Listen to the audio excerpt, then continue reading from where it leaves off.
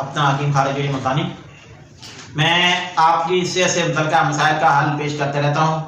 تو آج جریان کے لیے انتہائی آسان سا نسخہ پیش کر رہا ہوں، اسے بنائیں اور استعمال کریں۔ اور یہ صرف جریان کے کام نہیں آئے گا بلکہ مردانہ طاقت کے لیے بھی یہ ایک کمال کا نسخہ ہے۔ آپ اسے بنائیں اور استعمال کریں۔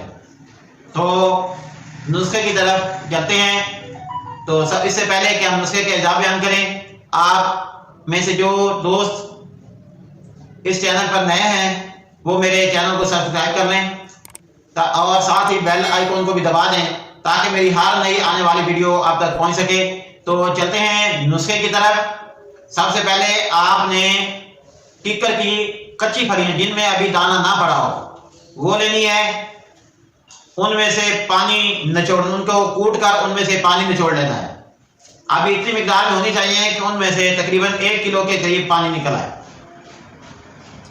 اب اس پانی کو آپ آگ پر رکھیں اور اس میں دکھنی سپاری 5 تولہ، موسری سفید 5 تولہ اور پشتہ چاندی 1 تولہ، یہ بھی کوٹ پیس کر یہ بھی آپ اس میں شامل کر دیں اور اسے آپ آگ پر رکھ کر اسے پکانا شروع کریں اور لکڑی کے چمچ سے اسے ہلاتے رہیں تاکہ وہ جلے نہیں۔ ہلکی آگ پر پکانا ہے تاکہ جلے نہیں۔